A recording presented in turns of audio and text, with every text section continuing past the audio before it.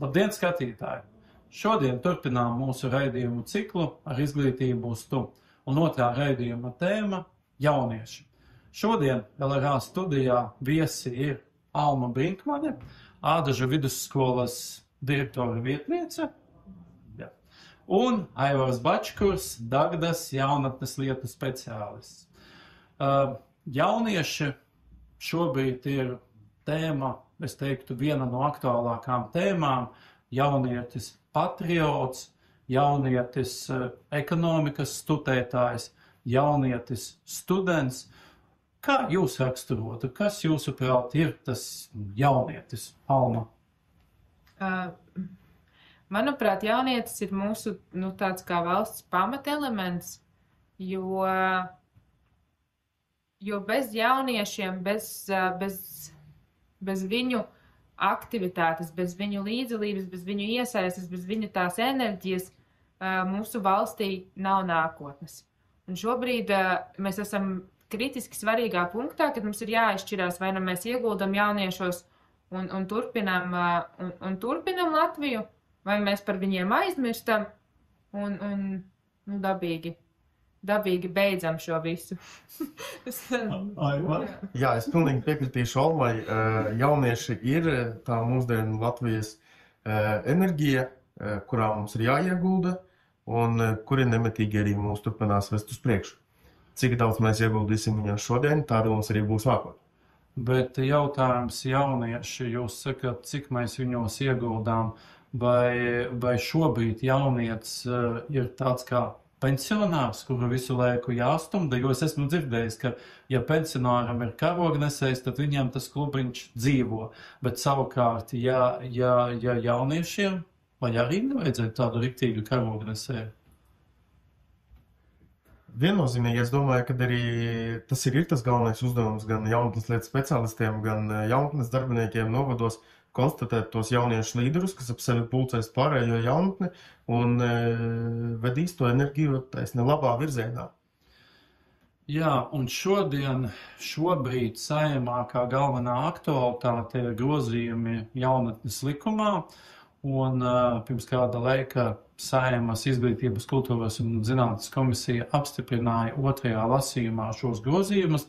Es uzlieku uz ekrāna šo galveno jautājumu, par ko Saeimas komisija diskutēja, un jautājums ir sekojošs. Vai jaunietis ir jaunietis, kurš ir sasniedzis 25 gadu vecumā, vai jaunietis ir tas, kuram ir 30 gadi?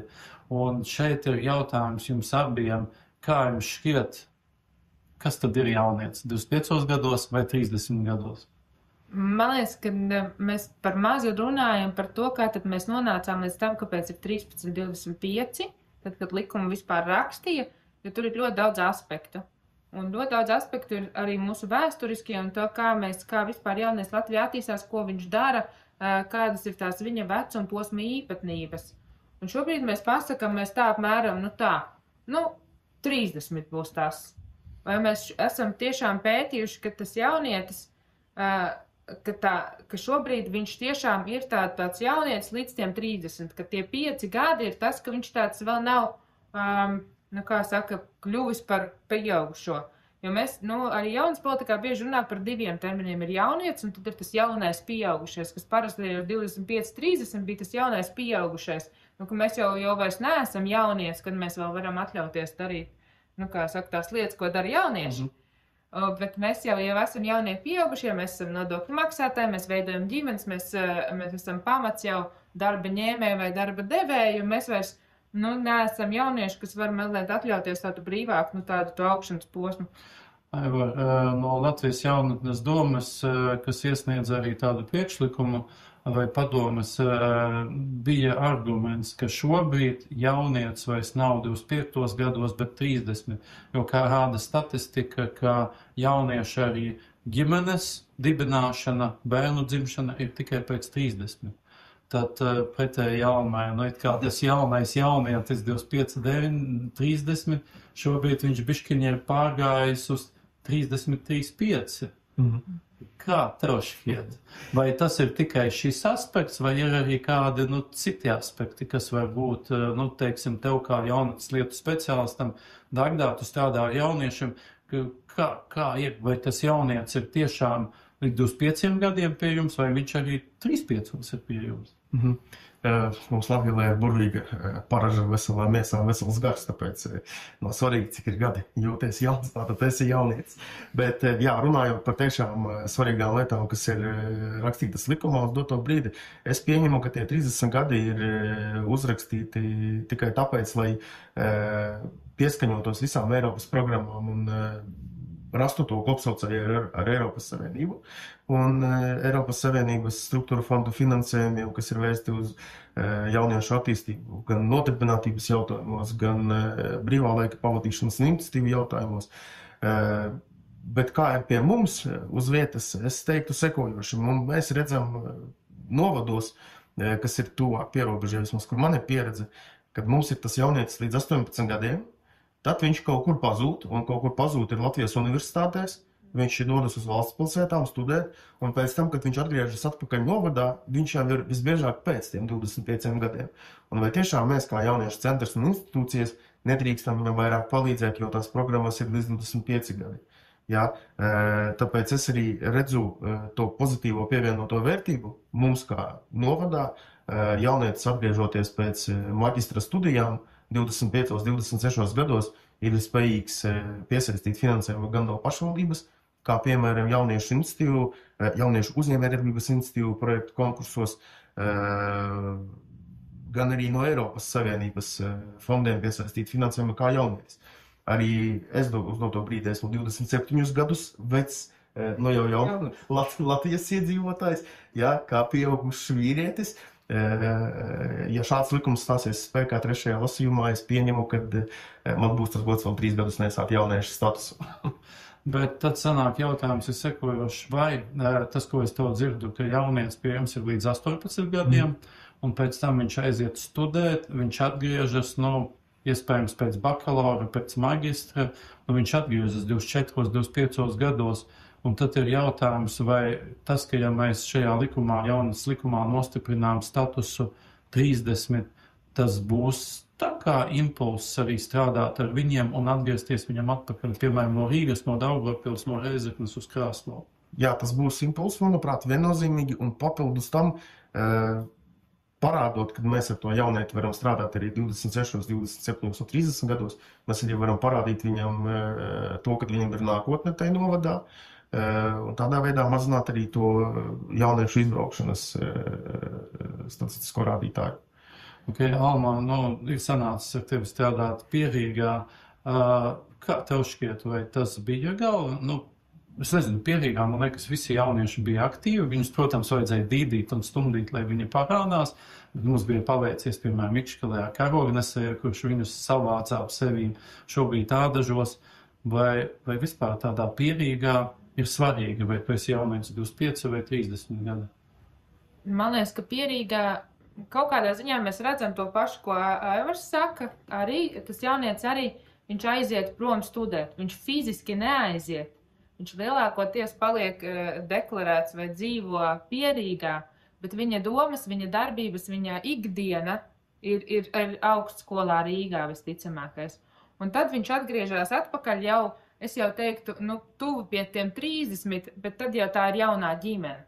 Bieži vien viņi atgriežas atpakaļ uz Pierīgu jau kā ģimene, iespējams ar bērnu, 1, 2, un tad jau viņš vairs nedomā par došanos uz jauniešu centru, viņam ir citas aktualitātes, iespējams viņam ir nepieciešams uzņēmumu, kaut kāds tur telpas vai vēl kaut kas. Un tā, manuprāt, Pierīgā tas darbs ar tiem jauniešiem 25, 30 īsti nav aktuāls. Mēs ar tiem jauniešiem strādājam, kamēr viņi ir pie mums skolā, kamēr viņi ir tieši sasniedzami. Varbūt viņi dzīvo, iespējams, brīvo laiku viņi pavada Pierīgā, bet nereti viņiem nav nepieciešams šīs te jauniešu centru aktivitātes lielākai daļai. Bet tad sanāk tā, ka pēc būtības tomēr šie 25 vai 30 gadi, viņi arī no reģionālā konteksta vienā gadījumā dot pienesumu, otrā gadījumā viņi īpaši nekāda pienesuma nav.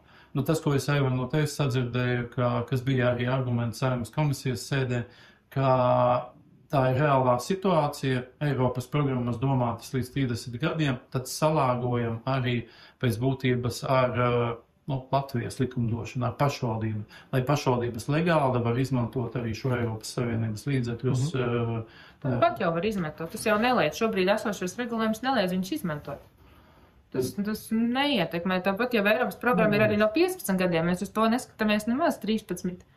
Mums ir 13. Vai jūs jauniešiem atverat durvis tikai tad, kad viņiem paliek 13, tad viņi var ienākt jauniešu centrā no arī? Bet tad jautājums, vajag par to?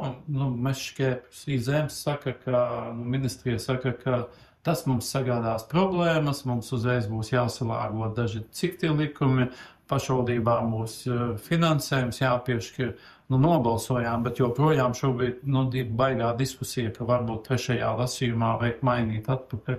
Tad tie ir vērts 30 vai 25 gadu. Jūsu viedoklis, abu divi. Šis ir pirmais solis iespējams. Ja mēs paliekam, tikai mēs izgrožam šo likumu un pie tā paliekam, tad tas ir, jā, mēs esam izgrozījuši, ok, labi.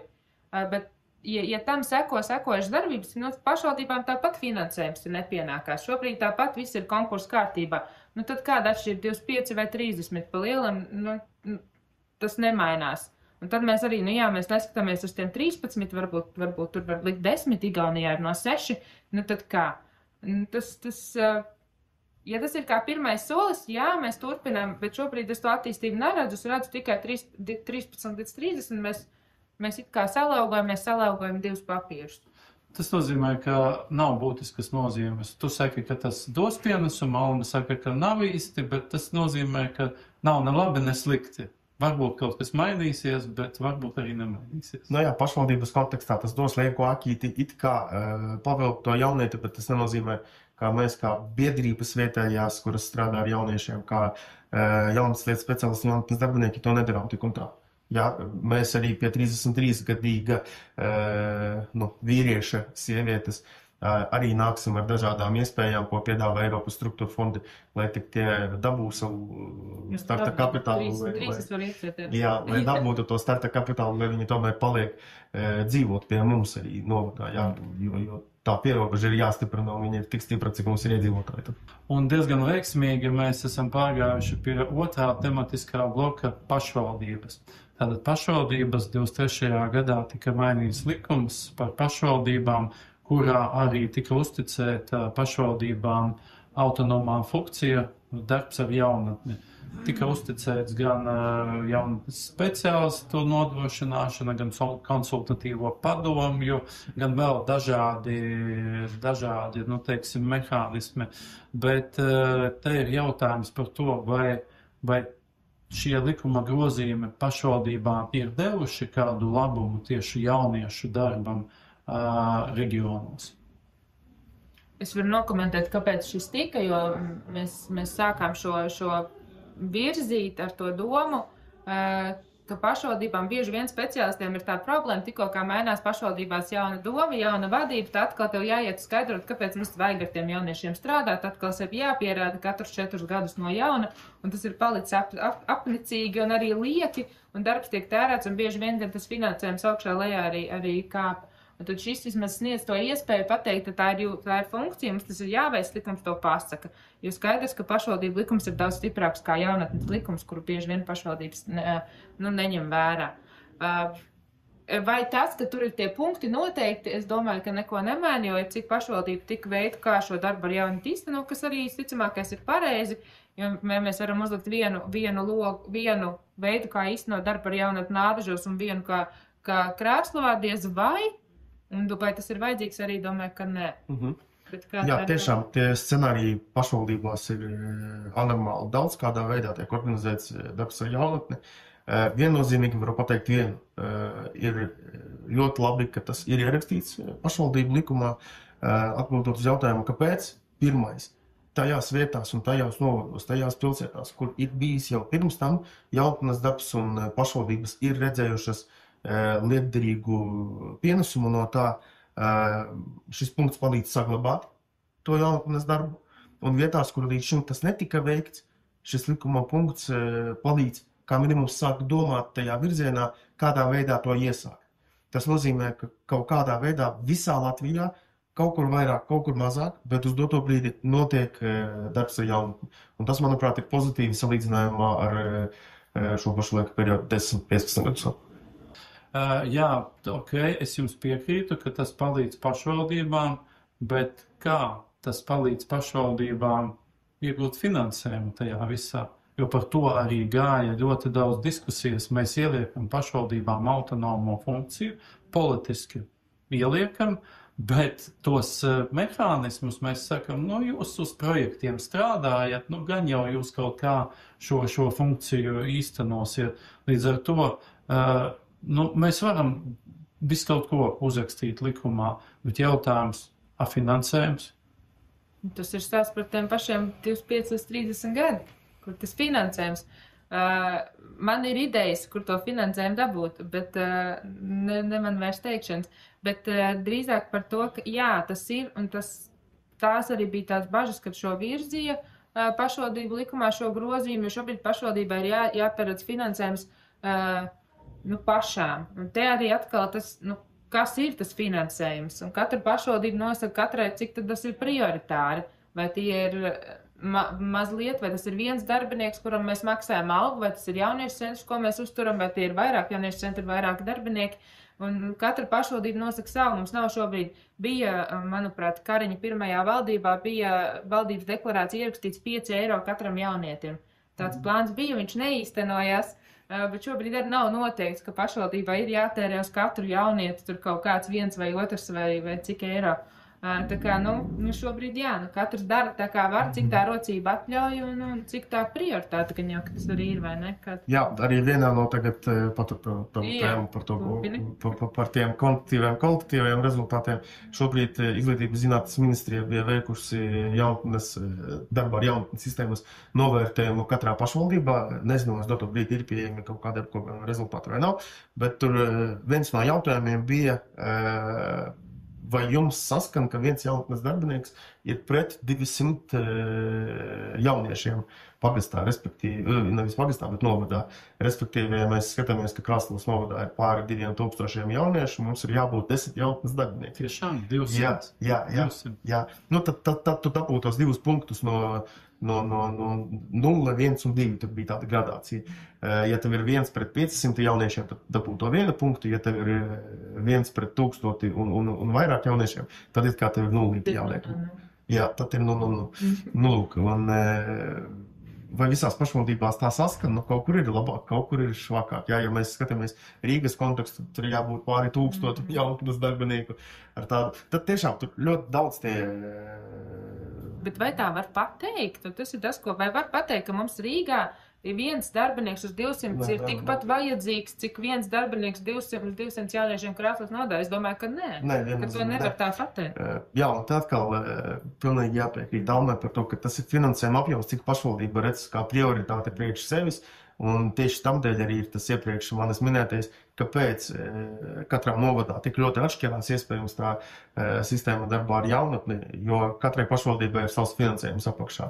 Kā piemēram, es zinu, Cēsīs ir burvīga pieredze investēt to naudu projekta rakstīšanā, kas tiek iedalīta uz jaunatnes moziņu un atmiņo projektiem, kas ir dabūjuši apstiprinājumu valsts mērogā, Eiropas mērogā dabūto finansējumā, kuri viņi spējīgi tad uzbūvēt to tiešām lielus festivālus, pasākumus jauniešiem un runāt un apkārt jauniešiem. Mēs savukārt cenšamies, vismaz es kā jaunatnes lietu speciālists, cenšos dubultot pašvaldības finansējumu, ko viņi mums piešķir uz jauniešu centru uzturēšanu, pateicoties Eiropas fondiem, struktūra fondiem, cenšos aptuveni, ja sanāk labs gads, tad dubultot to finansējumu, lai jauniešiem tiešām ir tāds paplašinātāks un eiropeiskāks redzējums uz aktivitātēm un pasākumiem, kas ir novadā. Nē, redz, šeit ir arī paliek tas jautājums. Es, teikšu, kā skolas direktors, kā bišķiņu pašvaldībā strādājošo salīdzināt 2 pašvaldības. Ikšķils novada pašvaldība, kad vēl bija iepriekšējā pašvaldība. Mums tiešām bija viens aktīvs jaunatnes lietu speciālists, Viņš izdarīja praktiski visu. Labi, viņam bija vēl citi izglītības darbinieki, kas palīdzēja, bet es domāju, ja viņš atnāktu un teiktu, Klau, man vajag vēl kādu, kaut gan no projekta mums arī bija, uz puslodzīti es atceros, kad jauniešu centra tur pieskatītājs, viņš tikai to deva. Un tad man bija otra pieredze Ādažu pašvaldībā, kur jaunas lietu speciālists bija arī izglītības darba speciālists. Un, godīgi sakot, no tā iziet man jautājums. Es redzēju atšķirības, kā jums šķiet pašvaldībā obligāti jābūt jaunas lietu speciālistam? Jā, bet ar vienu jaunas lietu speciālistu nepietiek. Un te ir tā atšķirība, ko mēs bieži nesaprotam. Tātad jaunas lietu speciālists ir tas, kas sēž domē vai pašvaldībā vai vienalga, kur ideālā gadījumā tieši pakļauts izpildirektoram un dara tās papīru lietas, un tad ir tie darbinieki, jauniešu centra speciālisti, ideālā gadījumā projektu vadītājs, kas piesaist to lielos eiro un kas veic to reālo darbu. Tā praktiski ar tiem jauniešiem, un kas tad ir 1 uz tiem 200. Jo jaunas lietu speciālists var būt 1 arī uz 5000, viņš dara to, kas ir tādas biroja lietas, vai cīnās par to, lai mums būtu šī izpratne pašvaldībā, lai būtu piesaistīts finansējums un tā tālāk. Un darbinieks ir tas, kurš tad veic šo tādu tiešo darbu ar jaunatni, kurš tieši strādā. Un te ir atkal tas, ko es esmu daudz pēdējā laikā domājusi, un kas varbūt ir savādāk, kā arī atbalsta komandas skolā īstenībā veids darbu ar jaunatni, ka arī tie ir jaunatnes darbinieki, un ka tā ir sistēma, kuras mums šobrīd vajadzētu salāgot un strādāt vienotā veselumā, jo tie ir tie, kas strādā ar tiem jauniešiem un spēj viņus satikt arī Es piekrītu, jā, atbalsta komanda, bet tikai, diemžēl, mums šobrīd tā atbalsta komanda ir tik ļoti novājināta izglītības iestādēs. Es gribēju tā apgalvot, jo trūkst speciālistu, un ja viņiem vēl uztic tās jaunatnes lietas, savā ziņā viņas stāja. Viņi to jau dara. Viņi jau principā to dara. Jā, bet par to mēs varam domāt. Vai var kā tev? Jā, es pilnīgi piekritīšu, un īstenībā ir arī stāsts no prakses, kas ir mums Kraslavas novadā. Mēs nesen īstenojām vienu Eiropas Savienības projektu, integrējot mobilo un lielu darbu ar jaunatni. Mūsu novadā cenšoties pierādīt pašvaldībai, cik ļoti efektīvs var būt darbs, ja viņu veikt gudri pēc jaunām mūsdienu metodēm, kas ir pielietotas daudzviet Eiropā un strādā. Mēs pierādījām ļoti labi. Kas bija interesantākais no tā visa, mums pēkšņi nācās sadarboties mobilā darba ietvaros ar bibliotēkām. Un mēs bijām spilgti pārsteigti par to, ka bibliotēkās ir praktiski tas pats materiāla tehniskais aprīkojums, kas ir jauniešu centros. Un bibliotekāri ir cilvēki, kuri var nest ļoti līdzīgu misiju kā jaunatnes darbinieki. Jā, un respektīvi pagastos mums ir arī kultūras nami, tautas nami, sajietu nami vairāki, kuri ir netālu no bibliotēkām, un mēs to savu tīklu nākotnes redzējumā jauniešu centriem redzam tieši sadarbībā ar bibliotēkām, tautas namiem, sajietu namiem, respektīvi, kā tu minēji, Alma, par arī skolām, jā, par to, kad jāsadarbojās. Es redzu nākotnes jaunatnes darbu gan Kraslavas novadā, gan Latvijā kopumā, kā milzīgu sinerģiju starp vairākām iestādēm, un tad tiešām tas var tikt padarīts veiksmīgi. Respektīvi, tas, ko jūs sakāt, ka viennozīmīgi jaunatnes lietu speciālists nevar būt viens pats, viņam ir jāsadarbojas pilnīgi ar visu pašvaldības darbinieku, infrastruktūru, kuros ir iesaistīti jaunieši.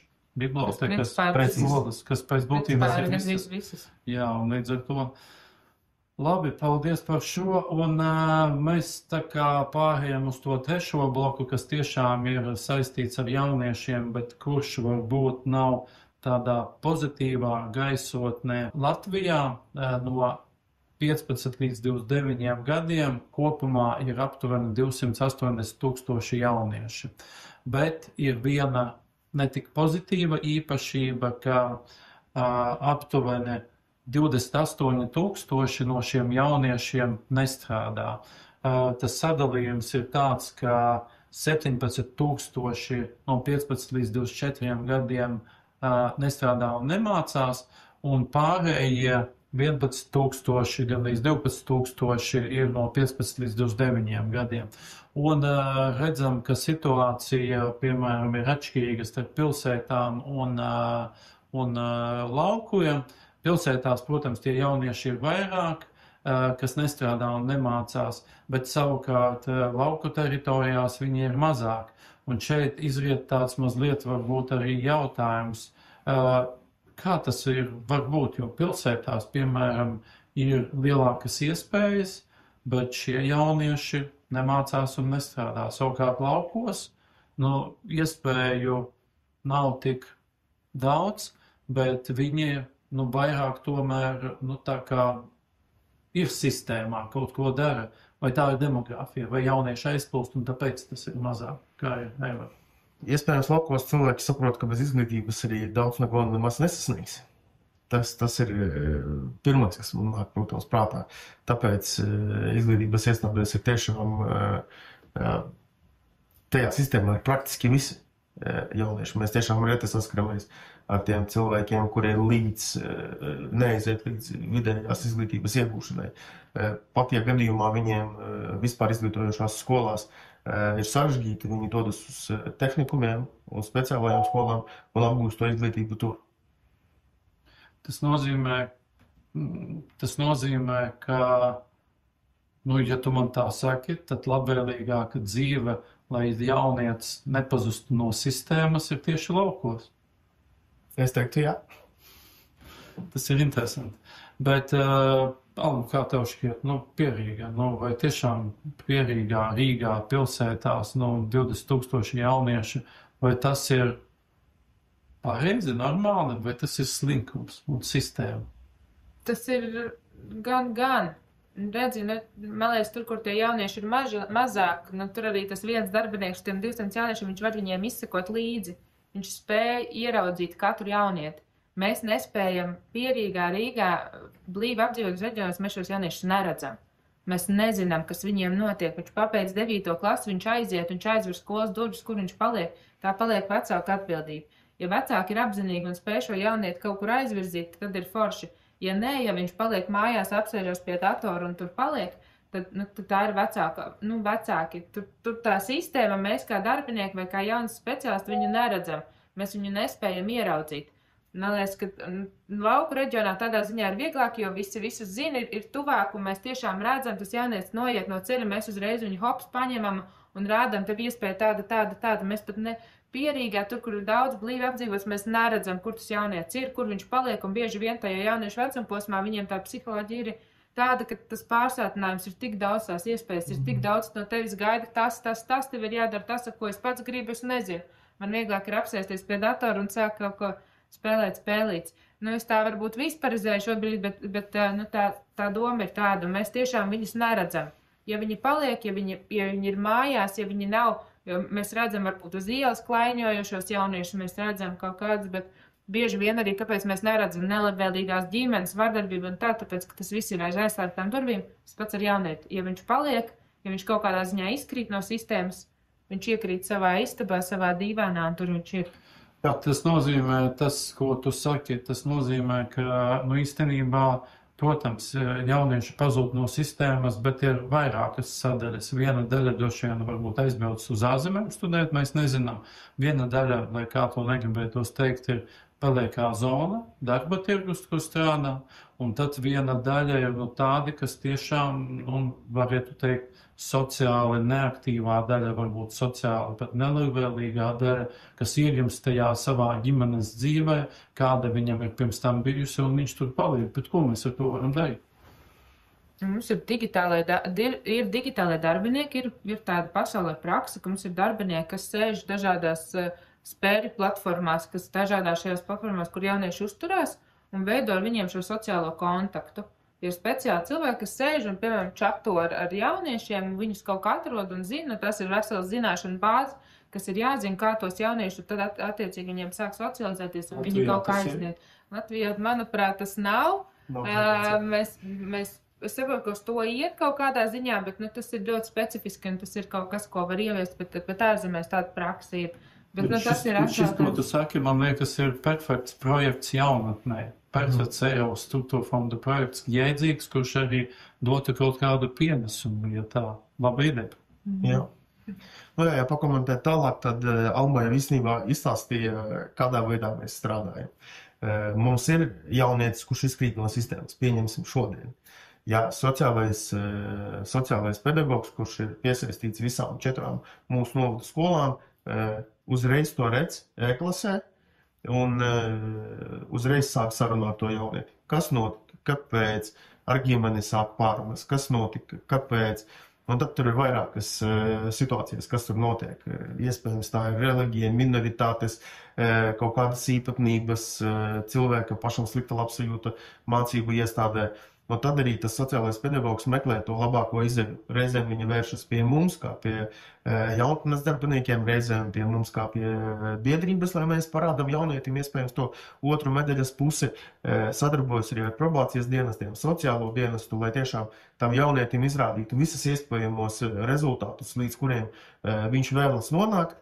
Un tādā veidā mēs arī cenšamies viņam parādot gan to slikto ceļu, gan to labo ceļu, atgriezt viņu uz to izglītības iestādi, lai viņš pabeidz mācības. Un visbiežāk ir tā, ka atgriežot viņu skolā, viņš turpina mācīties un ir jau mūsu jauniešu jaunatnes darbinieku uzraudzībā. Viņš turpina nākt pie mums uz jauniešu centru, pie mums uz jauniešu brīvā laika pavadīšanas telpām. Un taisni tajā 1, 2, 3 gados, cik viņam tur palicis līdz skolas beigām, viņš atrod sevi pie mums. Un tad mēs arī caur to neformālo ceļu mēģinām attīstīt viņa stiprās puses, un es esmu viens no produktiem, kuru izdevies radīt tādā ceļā. Bet tas, ko tu runā, īstenībā man arī tagad bišķiņ tā kā gribas uzdot jautājumus. Man arī ir bijusi diskusija 20. gados ar vienu no pašvaldības vadītājiem. Viņš saka, ka man tas jaunatnes speciālists nav vajadzīgs. Nu, viņš taču tāpat neko nedara skolā, kur ir audzinošais darbs, pasākumi, viss notiek. Un tad iespējams varbūt tajā 23. gadā arī valsts tā kā pieņēma to likuma grozījumus, lai tomēr pašvaldībā nav tā, ka tāds pašvaldību vadītājs, piemēram, pasaka, man viņš nav vajadzīgs. Tad man abiem jums jautājums, principiāli nevar būt situācija, ka pašvaldībā nav izglītības jaunatnes lietu speciālisti. Var. Pašvaldība var deleģēt funkciju biedrībai, piemēram, kas īsteno darbu ar jaunatni. Var būt tāda situācija. Tāda situācija var būt, tāpēc, ka arī jaunatnes likums paredz, ka darbu ar jaunatni var veikt jebkurā citā formā. Tātad likumiski, juridiski mēs varam pateikt, jā, mēs ir pašvaldības, kas tā arī dara, viņas, piemēram, deleģē šo pamatfunkciju, viņas deleģē biedrībai, nevalstiskai organizācijai, un viņai ir jāīsteno, viņi, protams, dotē kaut kādu finansējumu, tur pasaka, tas ir tas finansējums, jums ir jāizdara tas, un lai mēs šo lauciņu esam noklājuši. Bet vai tas ir pareizi, vai tomēr labāk ir jaunatnes lietu speciālists, tā kā uz vietas? Ļoti diskutables jautājums īstenībā. Kādreiz mums Krāslavas novadā ir sekojoši iepriekš Dagdas novadā pirms administratīvas teritoriālās reformas. 2004. gadā tika dibināta jauniešu biedrība Dagna, 2006. gadā mēs esam atvēruši jauniešu centru, ar ko mēs arī dabūjām deleģējumu līgumu no pašvaldības īstenot jaunatnes darbu. Un kopš tā brīža līdz 2012. gadam mēs aizmīgi to īstenojām, un tad, kad gaismā nāca Latvijas-Šveices sadarbības programmas projekts, kura ietvaros mums bija iespēja paplašināt to mūsu jauniešu centra darbību un uzbūvēt vēl vienu jaunu multifunkcionālu jauniešu centru. Mēs to arī darījām, kā biedrība labprātīgi atdevām visas funkcijas atpakaļ pašvaldībai, un pašvaldību uzbūvējot jauniešu centru, mēs palīdzējām pašvaldībai uzbūvēt jaunatnes darba sistēmu novadā. Un to sistēmu mēs uzturējām nevis pateicoties 2023. gada likumam, bet pateicoties tam, ka gan pašvaldības vadība, gan pašvaldības deputāti, gan arī paši iedzīvotāji redzēja tiešām lielu ieguldījumu jauniešos, un tāpēc arī vēsturiski un līdz par šai baltai dienai mums novads ir tiešām prieks un gods to teikt, ar aktīviem jauniešiem pilns un ar jauniešu līderiem. Bet tad man ir atgriežoties tomēr atpakaļ pie tiem jauniešiem no 15, 24, 29 gadi, kuri ir pazuduši no sistēmas. Vai caur šādiem jaunatnes lietu speciālistiem pastāv iespēja uzlabot situāciju, vai caur pašvaldības darbu ar jaunatni pastāv iespēja tos ciparus samazināt, jo šobrīd viņi dramatiski iet tomēr uz augšu? Jā, es domāju, ka jā. Labs jau piemērs bija arī projekts Proti un dari. Citās pašvaldībās, kur tiešām tieši šis finansējums, Eiropas Savienības finansējums ļāva kaut kādus rīkus, kas šos jauniešus ieraug un sasniedz. Šobrīd es nezinu, vai jaunā programma tiek ieviesta vai tiek īstenota, un tas ļauj. Protams, ka jautājums ir par to, cik tas finansējums līdz tam jaunietim nonāk, jo, manuprāt, ļoti liels paliek birokrātiskajā aparātā, un līdz tam pašam jaunietim nonāk tikai mazumiņš, bet tas jau ir cits nianses, bet programmas ir un veidi ir, kā to jaunieti. Jautājums, vai tie paši mehānismus, kas strādā jaunietim 20 gados, strādā jaunietim 27, diez vai tas viens darbinieks var strādāt gan es nezinu, bet mehānismi ir. Un tad vēl viens jautājums, varbūt tev sāc. Lai šie jaunieši nepazustu jau 15 gados no sistēmas, vai mums nevajadzētu tomēr diskutēt par izglītību līdz pilngadībai, līdz 18 gadiem?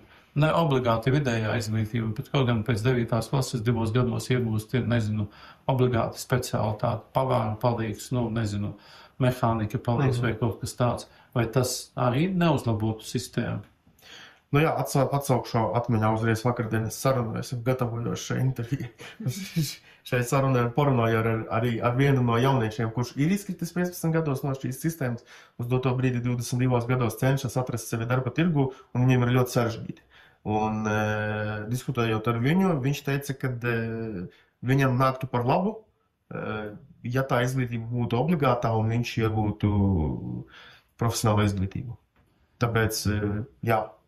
Tas nozīmē, ka šeit ir reāls piemērs, ka ja būtu tā obligātā izglītība bez 18, tad pa vienu cilvēku jau būtu mazāk tajā statistikā. Tieši tā. Mēs neskatām.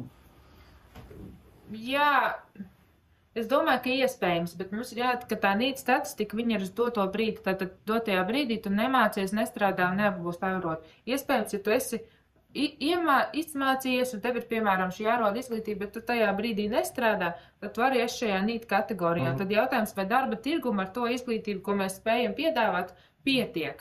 Un vai tas darba tirgus ir pielāgots tām, piemēram, novada vajadzībām. Tad te atkal ir diskusija, kuru varētu turpināt. Iespējams, ka jā. Iespējams, ka tas palīdzētu. Un pašā noslēgumā man viens jums tāds jautājums. Tātad mēs uzskaitām labas lietas, kas mums notiek, mēs zinām tās nianses, kas varbūt ir uzlabojamas. Jūsuprāt, kā jums šķiet? Kas, piemēram, Aivar, tavā gadījumā, tādā lauku reģiona kontekstā, kas ir nepieciešams tādos, 2 līmeņos, valsts un pašvaldība, lai, uzlabotu šo darbo jauniešiem, lai uzlabotu šo jauniešu, kas nestrādā situāciju? Varbūt tu varētu, ieskicēt, kas tev liekas, ko varētu arī uzlabot vietējā līmenī, ko varētu uzlabot valstiskā līmenī, tā skaitā caur Saeimu, virzot likuma grozījumus. Jā, manuprāt, ir īstenībā ļoti vienkārši. Kamēr valsts līmenī nebūs skaidra sistēma, kādā veidā plūst finansējums no valsts līdz jaunietim pie mums reģionā, līdz tam mēs varam ar akvarēļiem zīmēt un viss izplūdīs. Jā, tāpēc jāsakārto jautājumu valsts līmenī saistībā ar vecumu, saistībā ar to, kādā veidā mēs finansēsim tos jauniešus un jauniešu iniciatīvas. Un pašvaldībās tas ir jāatnāks pats no sevis pašvaldībās, kurā ir labāk sistēma. Tā padalīsies arī ar blakus pašvaldību, un tā arī uzbūvēsies, manuprāt. Tas nozīmē, ka vitāli svarīgs jautājums ir tāds, ka labi, mēs varam pieņemt dažādus likuma grozījumus, 25, 30 gadi, bet ja nav mehānisma, finansējuma mehānisma valsts pašvaldības līmenī, tad arī tie uzlabojumi būs tikai uz papīra. Tas pareizi, uz precīzi. Okay, Alma. Es noteikti pievienošos par to finansējumu, bet, manuprāt, tas finansējums jau ir. Ja mums ir vienkārši jāsalāgo esošās sistēmas. Šobrīd mēs arī skatāmies, katru ministriju runā par saviem jauniešiem. Katrai ministrijai ir sava jauniešu programma. Katrai ir kaut kāds savs. Mums ir vēl joprojām interešu izglītība. Es nerunāju par profesionālu pilnveidu, bet par interešu izglītību, kas tiek īstenota jauniešu centros un skolās, piemēram. Šis ir finansējums, ko var izmantot un mūsdienīgi pārvērst, iepludināt darbā ar jaunatni un izveidot vienu sistēmu. Mēs strādājam ar tiem pašiem jauniešiem, mēs runājam ar tiem pašiem cilvēkiem. Mēs tie paši darbinieki, kas bieži vien, kas novada savu pulciņu un pēc tam dodas uz jauniešu centru. Tas ir viens un tas pats. Bet mums ir dažādi sadalītas mehānismi, un te mēs runājam par to birokrātijas mazināšanu. Mēs varētu samazināt birokrātiju, kas tad šo finansējumu ļautu nodot un šos 5 eiro līdz tam jaunietim aiznest. Bet tas nozīmē, es sadzirdēju vienu lietu, ka varbūt mums ir, respektīvi mums ir daudzām ministrijām funkcija darbs ar jaunatni, finansējums, bet varbūt tad, nezinu, jaunatnes lietu aģentūra vai jaunatnes departaments, kas mums ir izēmā, viņam jātais atsevišķa struktūra vienība, kas būtu zem ministru kabineta pakļautībā, ministru prezidents, un tad jau tā gan finansējuma,